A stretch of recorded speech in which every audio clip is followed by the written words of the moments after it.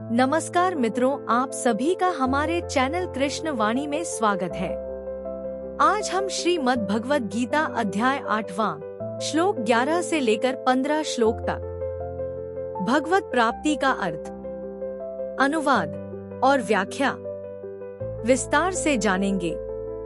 उससे पहले अगर आपने हमारे चैनल को सब्सक्राइब नहीं किया है तो तुरंत सब्सक्राइब कर लीजिए ताकि आपको ऐसी ही नई ज्ञानवर्धक और प्रेरणादायक वीडियो सबसे पहले मिलती रहे। और वीडियो को लाइक कीजिए और कमेंट में जय श्री राधे कृष्ण अवश्य लिखें ताकि श्री कृष्ण की कृपा आप सभी पर हमेशा बनी रहे। तो चलिए इस महत्वपूर्ण ज्ञानमय यात्रा की ओर आगे बढ़ते हैं। श्लोक 11। यदक्षरं वेदविदो वदन्ति विशन्ति यद्यत्यो वित्रागाधा यदिच्छन्तो ब्रह्मचर्यं चरन्ति तत्ते पदम संग्रहेण प्रवक्षे। भावार्थ, जो वेदों के ज्ञाता हैं, जो ओंकार का उच्चारण करते हैं और जो संन्यास आश्रम के बड़े बड़े मुनि हैं, वे ब्रह्मा में प्रवेश करते हैं।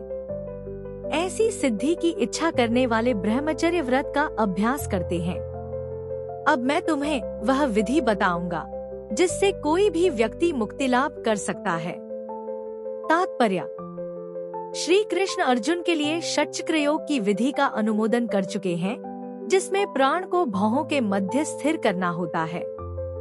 यह मानकर कि हो सकता है अर्जुन को षट्चक्र योग अभ्यास न आता हो, कृष्ण अगले श्लोकों में इसकी विधि बताते हैं। भगवान कहते हैं कि ब्रह्मा यद्यपि अद्वितीय है, किंतु उसके अनेक स्वरूप होते हैं। विशेषतया निर्विशेषवादियों के लिए अक्षर या ओंकार ब्रह्मा है। कृष्ण यहाँ पर निर्विशेष ब्रह्मा के विषय में बता रहे हैं, जिसमें सन्यासी प्रवेश करते हैं। ज्ञान की वैदिक पद्धति में छात्रों को प्रारंभ से गुरु के पास रहने से ब्रह्मचर्य व्रत का पालन करते हुए ओंकार का उच्चारण तथा परम निर्विशेष ब्रह्मा की शिक्षा दी जाती है। इस प्रकार वे ब्रह्मा के दो स्वरूपों से परिचित होते हैं। यह प्रथा छात्रों के आध्यात्मिक जीवन के विकास के लिए आवश्यक है, किंतु इस समय ऐसा ब्रह्मचर्य जीवन, अविवाहित जीवन बिता पाना बिल्कुल संभव नहीं है। विश्व का सामाजिक ढांचा इतना बदल चुका है कि छात्र जीवन के प्रारंभ से ब्रह्मचर्य जीवन बिताना संभव नहीं है। यद्यपि विश्व में ज्ञान की विभिन्न शाखाओं के लिए अनेक संस्थाएं हैं, किंतु ऐसी मान्यता प्राप्त एक भी संस्था नहीं है जहां ब्रह्मचर्य के सिद्धांतों में शिक्षा प्रदान की जा सके। ब्रह्मचर्य के बिना आध्यात्मिक जीवन में उन्नति कर पाना अत्यंत कठिन है। अतः इस कलयुग के लिए शास्त्रों के आदेशानुसार भगवान चैतन्य ने घोषणा की है कि भगवान कृष्ण के पवित्र नाम हरे कृष्ण कृष्ण कृष्ण हरे हरे, हरे राम राम राम हरे हरे के जप के अतिरिक्त परमेश्वर के साक्षात्कार का कोई अन्य उपाय नहीं है। श्लोक 12। सर्वद्वाराणि संयम्य मनो हृदि निरुध्य च मूर्ध्याधायात्मनः प्राणमास्थितो योगधारणाम्। भावार्थ, समस्त इंद्रिय क्रियाओं से विरक्ति को योग की स्थिति, योगधारणा कहा जाता है। इंद्रियों के समस्त द्वारों को बंद करके तथा मन को हृदय में और प्राणवायु को सिर पर केंद्रित करके मनुष्य अपने को योग में स्थापित करता है। तात्पर्य, इस श्लोक में बताई गई विधि से योगाभ्यास के लिए सबसे पहले इंद्रिय भोग के सारे द्वार बंद करने होते हैं। यह प्रत्याहार अथवा इंद्रिय विषयों से इंद्रियों को हटाना कहलाता है। इसमें ज्ञानेंद्रियों नेत्र, कान, नाक, जीभ तथा स्पर्श को पूर्णतया वश में करके उन्हें इंद्रिय तृप्ति में लिप्त होने नहीं दिया जाता। इस प्रकार मन हृदय में स्थित परमात्मा पर केंद्रित होता है और प्राणवायु को सर के ऊपर तक चढ़ाया जाता है। इसका विस्तृत वर्णन 6ठे अध्याय में हो चुका है, किंतु जैसा कि पहले कहा जा चुका है, अब यह विधि व्यावहारिक नहीं है। सबसे उत्तम विधि तो कृष्ण भावनामृत है। यदि कोई भक्ति में अपने मन को कृष्ण में स्थिर करने में समर्थ होता है, तो उसके लिए अविचलित दिव्य समाधि में बने रहना सुगम हो जाता है। श्लोक 14। अनन्यचेताः सत्तन यो मा स्मरति नित्यशः तस्याः सुलभः पार्थ नित्ययुक्तस्य योगिनः। भावार्थ। हे अर्जुन, जो अनन्य भाव से निरंतर मेरा स्मरण करता है उसके लिए मैं सुलभ हूँ, क्योंकि वह मेरी भक्ति में प्रवृत्त रहता है। तात्पर्य। इस श्लोक में उन निष्काम भक्तों द्वारा प्राप्तव्य अंतिम गंतव्य का वर्णन है जो भक्तियों के द्वारा भगवान की सेवा करते हैं।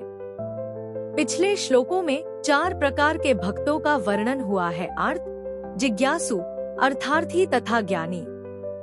मुक्ति की विभिन्न विधियों का भी वर्णन हुआ है: कर्मयोग, ज्ञान योग तथा हठ योग। इस योग पद्धतियों के नियमों में कुछ न कुछ भक्ति मिली रहती है, लेकिन इस श्लोक में शुद्ध भक्ति योग का वर्णन है जिसमें ज्ञान, कर्म या हठ का मिश्रण नहीं होता।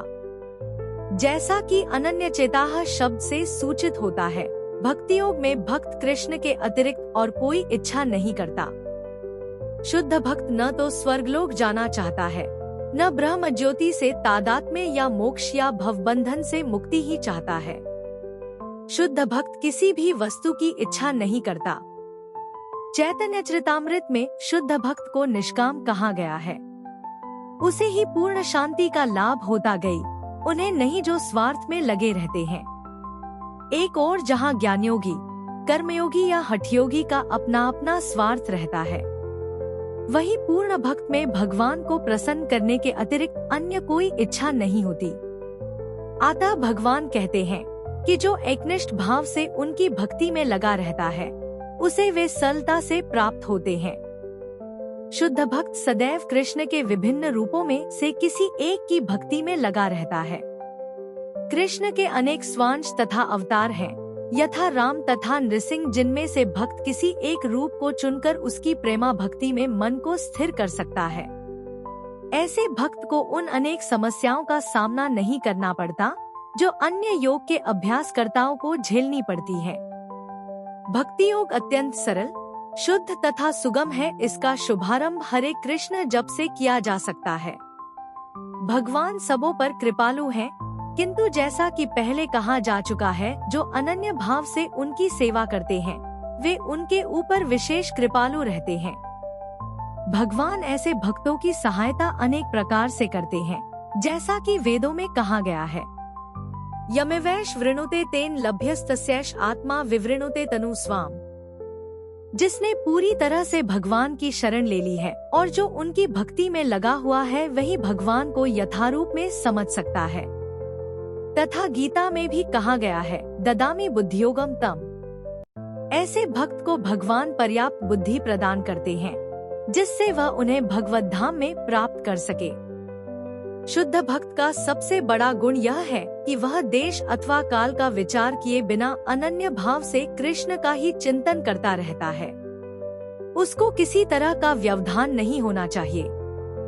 उसे कहीं भी और किसी भी समय अपना सेवा कार्य करते रहने में समर्थ होना चाहिए। कुछ लोगों का कहना है कि भक्तों को वृंदावन जैसे पवित्र स्थानों में या किसी पवित्र नगर में जहां भगवान रह चुके हैं रहना चाहिए, किंतु शुद्ध भक्त कहीं भी रहकर अपनी भक्ति से वृंदावन जैसा वातावरण उत्पन्न कर सकता है। श्री अद्वैत ने चैतन्य महाप्रभु से कहा था, आप जहाँ भी हैं, हे प्रभु, वही वृंदावन है। जैसा कि सत्तम तथा नित्यशः शब्दों से सूचित होता है, शुद्ध भक्त निरंतर कृष्ण का ही स्मरण करता है और उन्हीं का ध्यान करता है। ये शुद्ध भक्त के गुण हैं, जिनके लिए भगवान सहज सुलभ है। गीता समस्त योग पद्धतियों में से भक्ति योग की ही संस्तुति करती है। सामान्यतः भक्ति योग 5 प्रकार से भक्ति में लगे रहते हैं। 1. शांत भक्त, जो उदासीन रहकर भक्ति में युक्त होते हैं। 2. दास्य भक्त, जो दास के रूप में भक्ति में युक्त होते हैं। 3. सख्य भक्त, जो सखा रूप में भक्ति में युक्त होते हैं। 4. वात्सल्य भक्त, जो माता पिता की भांति भक्ति में युक्त होते हैं तथा 5. माधुर्य भक्त, जो परमेश्वर के साथ दाम्पत्य प्रेमी की भांति भक्ति में युक्त होते हैं। शुद्ध भक्त उनमें से किसी में भी परमेश्वर की प्रेमा भक्ति में युक्त होता है और उन्हें कभी नहीं भूल पाता, जिससे भगवान उसे सरलता से प्राप्त हो जाते हैं। जिस प्रकार शुद्ध भक्त क्षण भर के लिए भी भगवान को नहीं भूलता, उसी प्रकार भगवान भी अपने शुद्ध भक्त को क्षण भर के लिए भी नहीं भूलते। हरे कृष्ण कृष्ण कृष्ण हरे हरे, हरे राम राम राम हरे हरे। इस महामंत्र के कीर्तन की कृष्ण भावना भावित विधि का यही सबसे बड़ा आशीर्वाद है। श्लोक 15।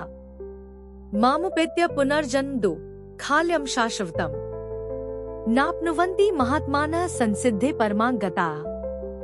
भावार्थ, मुझे प्राप्त करके महापुरुष जो भक्तियोगी हैं, कभी भी दुखों से पूर्ण इस अनित्य जगत में नहीं लौटते, क्योंकि उन्हें परम सिद्धि प्राप्त हो चुकी होती है। तात्पर्य, चूँकि यह नश्वर जगत जन्म, जरा तथा मृत्यु के क्लेशों से पूर्ण है, अतः जो परम सिद्धि प्राप्त करता है और परमलोक कृष्णलोक या गोलोक वृंदावन को प्राप्त होता है, वह वहां से कभी वापस नहीं आना चाहता। इस परमलोक को वेदों में अव्यक्त, अक्षर तथा परमागति कहा गया है। दूसरे शब्दों में, यह लोक हमारी भौतिक दृष्टि से परे है और अवर्णनीय है, किंतु यह चरम लक्ष्य है जो महात्माओं का गंतव्य है।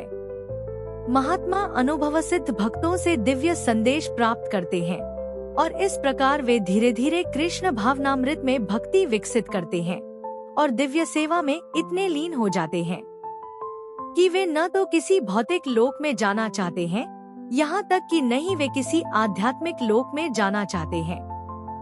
वे केवल कृष्ण तथा कृष्ण का सामीप्य चाहते हैं, अन्य कुछ नहीं। यही जीवन की सबसे बड़ी सिद्धि है। इस श्लोक में भगवान कृष्ण के सगुणवादी भक्तों का विशेष रूप से उल्लेख हुआ है। ये भक्त कृष्ण भावनामृत में जीवन की परम सिद्धि प्राप्त करते हैं।